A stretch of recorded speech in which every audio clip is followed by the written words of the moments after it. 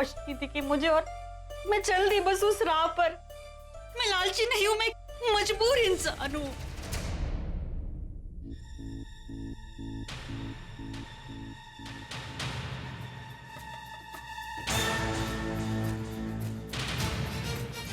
आलिया, अब गलती तो गलती होती है ना, और मुझसे गलती हुई है, चाहे जानबूझकर नहीं हुई हो। आलिया, तुम अगर मुझे मेरे पति का गुनहगार कहोगी ना तो मैं बुरा नहीं मानूंगी, मैं सच्ची बोल रही हूँ। इस पे तो मेरी बातों का कुछ असर ही नहीं हुआ। मिताली, अगर इसने सबके सामने अपना मुंह खोल दिया ना तो पति जेल में और तू सड़क पर होगी।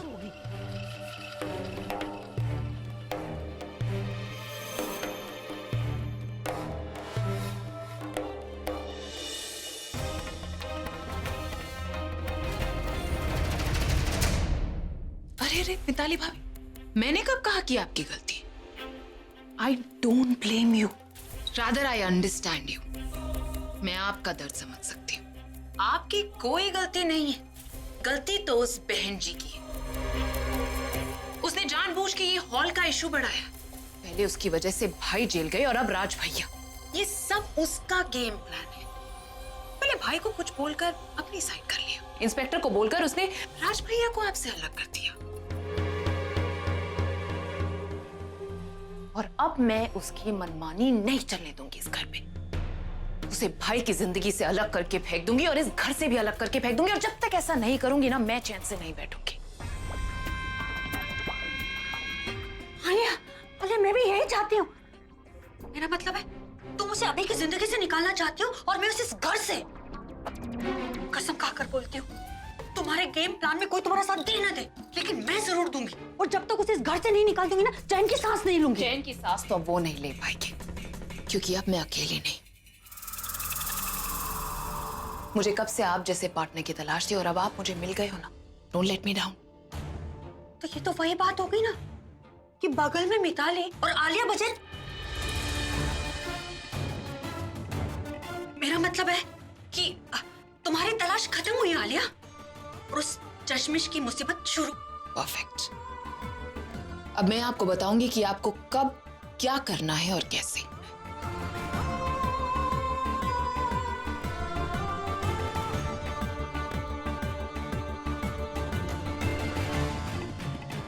इस घर में उसके दुश्मन जितने ज्यादा होंगे, उतना उसका इस घर में रहना मुश्किल होगा। Now that's how you play a game.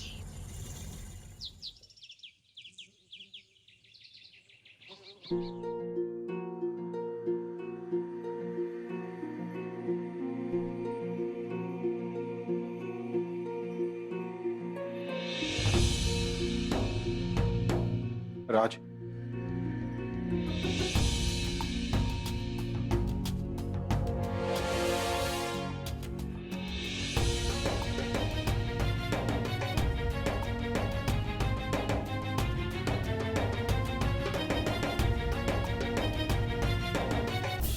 ये क्या किया तुमने और क्यों किया? क्या कमी रह गई थी मेरी कोशिशों में जो तुमने इतनी गंदी हरकत की? तुमने अपना और अपने परिवार के बारे में नहीं सोचा, लेकिन एक बार भी तुम्हें मेरा ख्याल नहीं आया। ये नहीं सोचा कि तुम्हारी इस गंदी हरकत की वजह से मेरी रेपुटेशन पर क्या इफेक्ट पड़ेगा। मुझे पता था कि उस कॉर्पोरेटर के साथ एक करप्ट बीएमसी ऑफिसर मिला हुआ है, लेकिन मुझे यह नहीं पता था कि वो करप्ट बीएमसी ऑफिसर मेरा भाई है। जिन पेपर पर तुमने साइन किया ना, उन पर सिर्फ तुम्हारा नाम है, लेकिन कल के अखबार के हर कॉलम में मेरा नाम होगा। कोई ये नहीं कहेगा कि राज ने ये काम किया है, हर कोई ये कहेगा कि अभी के भाई ने फ्रॉड किया है। क्यों किया तुमने ऐसा? Why? अगर तुम्हें पैसों की जरूरत थी तो मुझसे मांग लियो, तक किसी से रिश्वत लेने की क्या जरूरत थी? राज, तुम ऐसा पूछ रहे हो? तुम जानते हो कि मैंने 1 रुपया रिश्वत नहीं ली आज तक किसी से, और तुम ऐसा कह रहे हो? ये बात सही है कि दुनिया के सामने मेरा कद तुमसे बहुत ऊंचा है नहीं, लेकिन मैंने आज तक एक भी ऐसा गलत काम नहीं किया जिसकी वजह से मुझे सर झुका के चलना पड़े। मुझे हैरानी है इस बात की कि मेरे साथ ऐसा कैसे हो, लेकिन उससे ज्यादा हैरानी मुझे इस बात की है कि तुम मेरे बारे में ऐसा सोचते हो। तो क्या सोचूं मैं तुम्हारे बारे में? सारे सबूत तुम्हारे खिलाफ है राज। मुझे लगा था कि इस घर में तुम ही एक ऐसे इंसान हो जो कभी अपने उसूलों का सौदा नहीं करेगा, इसलिए कभी मैंने तुम्हारे काम में इंटरफेयर नहीं किया, कभी तुम्हारे काम पर डाउट नहीं किया। लेकिन जब मैंने वो पेपर पढ़ा तब तुमने वो पेपर पढ़ा है राज? क्या वो साइन तुम्हारे हैं? राज मैं कुछ पूछ रहा हूं, क्या वो साइन तुम्हारे हैं? हाँ वो साइन मेरा है, लेकिन मुझे नहीं पता कि वो साइन मेरा उस पेपर में आया कैसे। तुम क्या कह रहे हो राज? तुम ये कह रहे हो कि वो साइन ओरिजिनल है लेकिन वो साइन तुम्हारे नहीं है? अभी मैं सच कह रहा हूं, मैंने कोई भी साइन नहीं किया है। कोई तुम्हारी बातों का विश्वास क्यों करेगा? वो साइन तुम्हारे है, वो पेपर तुम्हारे कमरे से मिले, सारे सबूत तुम्हारे खिलाफ है। कोई तुम जानते हो राज, आज से पहले दादी ने इस घर में पुलिस की रेड कभी नहीं देखी। तुम जानते हो उन पर क्या बीत रही और उन्हें इस हालत में देखकर मुझ पर क्या बीत रही। मैं नहीं जानता कि सच क्या है झूठ क्या है, मुझे नहीं पता, मुझे पता भी नहीं लगाना है। लेकिन मैं इतना जानता हूं कि इस घर में जो कुछ भी हुआ है ना उसके जिम्मेदार तुम हो राज। अभी दुनिया क्या सोचती है मुझे नहीं पता, तुम्हें भी मुझ पर भरोसा नहीं? मुझे किसी पर भरोसा नहीं, ना अपनों पर ना पराये पर, क्योंकि हर कोई मेरे सामने कुछ बोलता है और मेरी पीठ पीछे कुछ और। मुझसे बात करते वक्त हर किसी के चेहरे पर एक नकाब है। तुमने भी मेरे सामने सच्चाई और ईमानदारी की बातें की, लेकिन पीठ पीछे तुमने भी मुझे धोखा दिया राज। अगर तुम मेरे भाई नहीं होते ना तो मुझे और दादी को ये दिन ही नहीं देखना पड़ता। इडियट हूं मैं जो मैंने दादी की बातों का विश्वास नहीं किया। वो कहा करती थी मुझसे कि कोई तुझसे प्यार नहीं करता, सब सिर्फ तेरे पैसों से प्यार करता है, तेरे नाम से प्यार करता है, कोई तेरी इज्जत नहीं करता, सब तेरे नाम की इज्जत करता है। इसलिए वो मुझे लेकर डरी हुई रहती थी कि तुम लोग अपने फायदे के लिए मेरा नाजायज फायदा ना उठाओ। मेरी एक ही गलती है कि मैं इंसान को नहीं पहचान पाता। लेकिन अब मैं फिर से किसी से धोखा नहीं खाऊंगा, चाहे वो अपना हो या पराया। अगर मैं चाहूं तो अभी इसी वक्त तुम्हें इस जेल से बाहर निकाल सकता हूं, लेकिन ऐसा करके मैं फिर से धोखा नहीं खाना चाहता। अगर तुम वाकई बेकसूर हो ना तो तुम अपने आप बाहर आ जाओ।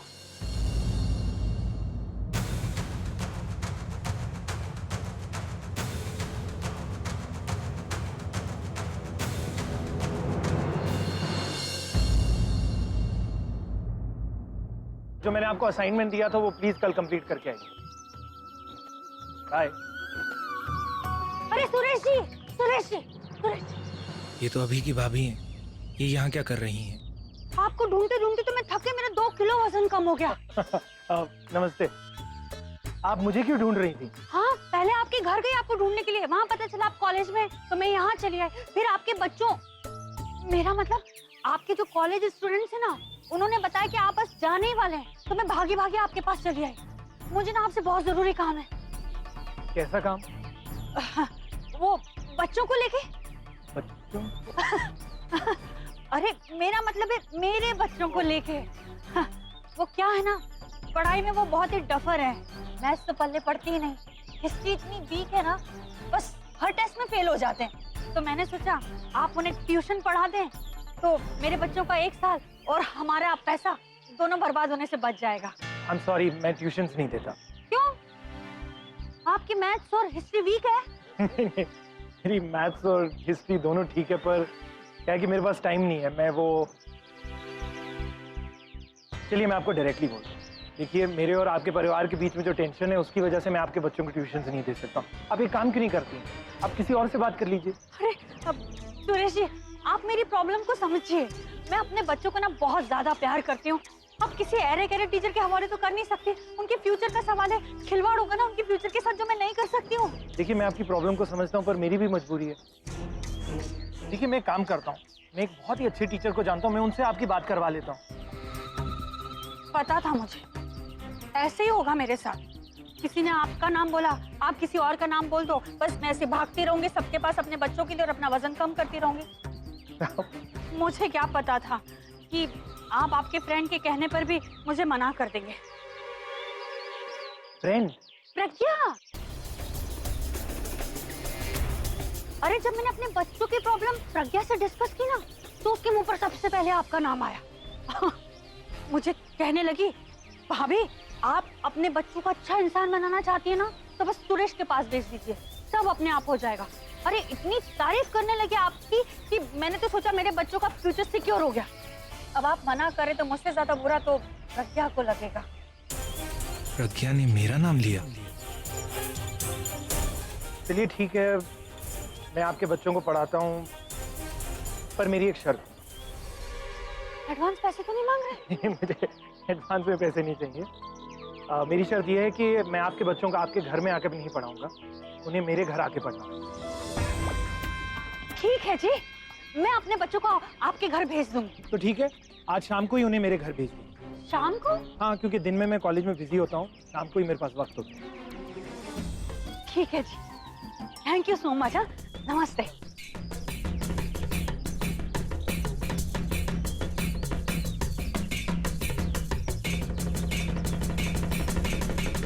यस, मान गया मिताली। आलिया, वो काम हो गया जो तुमने कहा था ना करने के लिए, प्रज्ञा वाला। वो है ना, अब बच्चों को पढ़ाने के लिए राजी हो गया है। लेकिन एक प्रॉब्लम है। क्या? अब प्रॉब्लम ये कि मुझे बच्चों को लेके उसके घर पर जाना पड़ेगा, वो यहाँ नहीं आएगा। चिल मिताली भाभी, प्रॉब्लम ये नहीं है। प्रॉब्लम होती है अगर वो पढ़ाने के लिए ना कर देता। अब तो सारी चीजें बिल्कुल प्लान के हिसाब से ही होंगी। पर तुम्हें लगता है कि जैसा हम सोच रहे हैं वैसा सब होगा? नहीं मिताली भाभी, सिर्फ सोचने से काम नहीं चलता। जो सोचते हैं उसे इम्प्लीमेंट भी करना पड़ता है। और अब आप देखिएगा कि इस पूरे प्लान को मैं कैसे मुमकिन करती हूँ। ये सब कुछ हमें बड़ी समझदारी से करना होगा मिताली भाभी। सब घर वालों को पता चलेगा कि इस बहन जी का उस चश्मिश के साथ शादी से पहले अफेयर था। लेकिन हमें सबको इस तरीके से बताना पड़ेगा कि उसका अफेयर अब भी चल रहा है। तो इस तरीके से वो सबके सामने क्या बनेगी? कैरेक्टरलेस। और जब वो कैरेक्टरलेस बन जाएगी तो आपको तो पता है कि दादी को इस तरह की घर की बहू तो बिल्कुल भी पसंद नहीं आएगी ना। अच्छा है, बहुत ही अच्छा प्लान है। ये कैरेक्टरलेस वाला थप्पड़ जब उस चश्मिश के गाल पर पड़ेगा ना, तो चश्मे से में उसे धुंधला दिखाई देगा। और वो तो सपने में भी नहीं सोच सकती कि हम उसके खिलाफ ऐसी साजिश। आराम से। उस बहन जी को पता भी नहीं चलना चाहिए कि हम उसके खिलाफ क्या प्लान कर रहे हैं। बिकॉज वो इतनी चालाक है ना कि अगर उसे पता चल गया ना तो सब कुछ उल्टा कर देगी। सारी चीजें हमारे सिर पर आकर टूट पड़ेगी।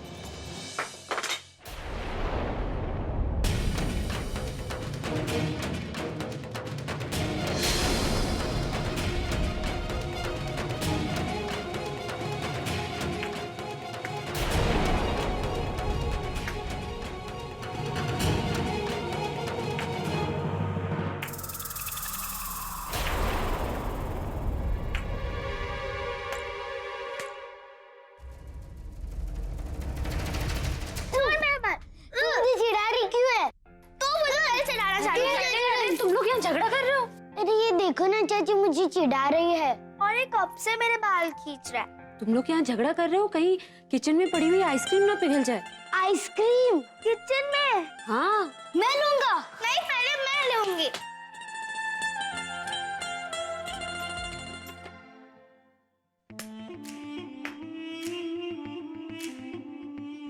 Wow, what a brilliant idea. I am sure अब वो चश्मिश हमसे नहीं बच सकती। पर ये तो बताओ, ये सब कर कब रही? कल जब भाई के कॉन्सर्ट के लिए सब लोग जाएंगे तो उनमें से सिर्फ एक इस घर में रहेगा, बेचारी बहन जी। और तभी तो हम इस प्लान को एग्जीक्यूट कर पाएंगे। और अगर वो चश्मिश भी कॉन्सर्ट में गई तो? आई मीन, उसे वहां जाने से रोकना होगा ना, उसके लिए कुछ सोचा है? सारी चीजें हम करें, तुम कुछ मत करना। एटलीस्ट इतना काम तो तुम कर सकती हो ना। इसलिए अब इस बहन जी को घर पर रोकने की जिम्मेदारी तुम्हारी। वो चश्मिश घर पे ही रहेगी क्योंकि मैं उसे रोकूंगी। That's the way about it. अब वो बहन जी भाई की लाइफ से बाहर होगी और हमारी लाइफ से भी।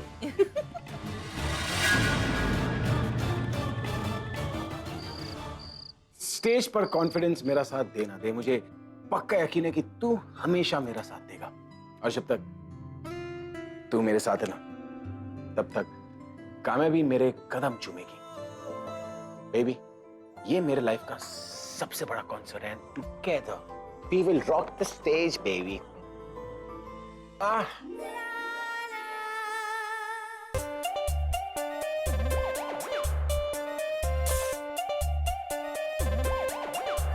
तुमने कुछ सुना तो नहीं? नहीं, मैं तो सिर्फ देख रही थी कि आप कैसे अपने लकी गिटार के साथ बातें कर रहे थे। Then it's okay. तुमने देखा, मतलब तो एक ही है ना? तुम मजाक बना रही हो। मैं क्यों मजाक बनाऊंगी? मैं भी तो अपने भगवान जी से ऐसे ही बात करती हूँ। तुम अपने भगवान के साथ परफॉर्म करती हो। अब आप मेरा मजाक बना रहे हो। शुरुआत किसने की थी? तुम जाओ यार ऐसे, मुझे प्रैक्टिस करने दो। I have to rock the concert. I am sure you will. मुझे आप पर पूरा कॉन्फिडेंस है। कॉन्फिडेंस की जरूरत तुम्हें नहीं, मुझे है। अब तुम जाओ ऐसे, stop posing and let me compose.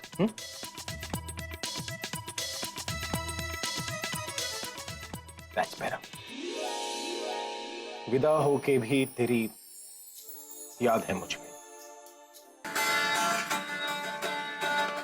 विदा होके भी तेरी याद है मुझ में। विदा की जगह अगर जुदा हो तो ज्यादा अच्छा लगेगा। जुदा होके भी तेरी याद है मुझ में। Oh wow, that is such a bad idea.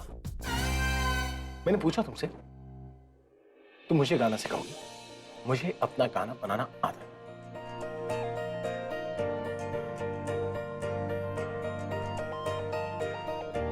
ये तुम पर सूट नहीं करता, वो पहले वाला बेटर है। ओके।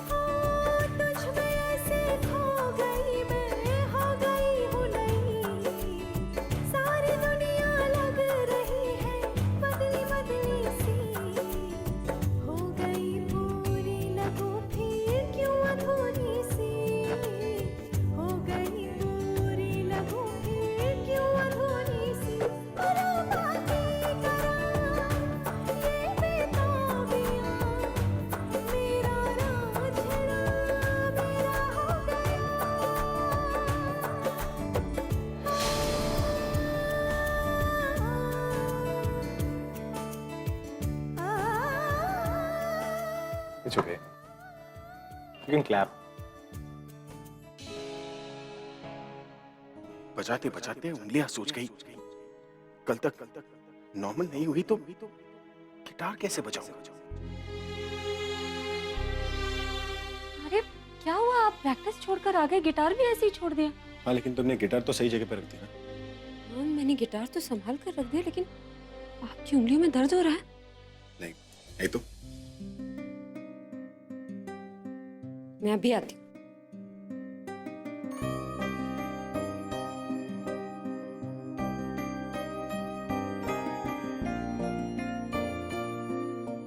बैठिए इधर। क्यों? बैठिए। ये लीजिए। ये क्या है? नमक वाला गर्म पानी। क्या पीऊं इसे? नहीं, इसमें अपनी उंगलियां डुबो लीजिए, दर्द भी कम हो जाएगा, सूजन भी चली जाएगी। लेकिन तुम्हें कैसे पता कि मेरी जादू करनी है? इसे तो सब पता होता है। ज्यादा सोचिए मत, अपनी उंगलियां इसमें डालिए जल्दी। लेकिन पक्का ना इसमें उंगलियां डालने से ठीक हो जाएगी? ऐसा तो नहीं कि इतना ज्यादा डैमेज हो जाए कि गिटार तो क्या चुटकी भी ना बजा पाओ? अगर मेरा कॉन्सर्ट फ्लॉप हुआ तो? फ्लॉप नहीं, आप कभी फ्लॉप नहीं हो सकते, और आपका कॉन्सर्ट बहुत सक्सेसफुल होगा, मुझे पता है। चलिए लाइए, दीजिए उंगलियां, डालिए इसमें। आओ, ज्यादा गर्म है। हॉट है लेकिन मेरे से कम। तो फिर डालिए उंगली।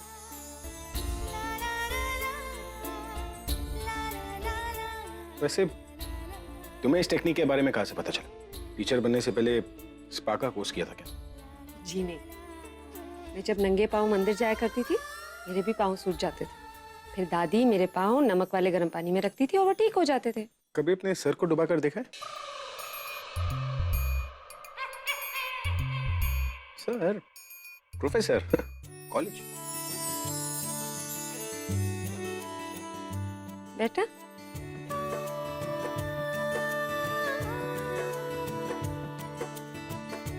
ज्यादा फर्क नहीं पड़ा।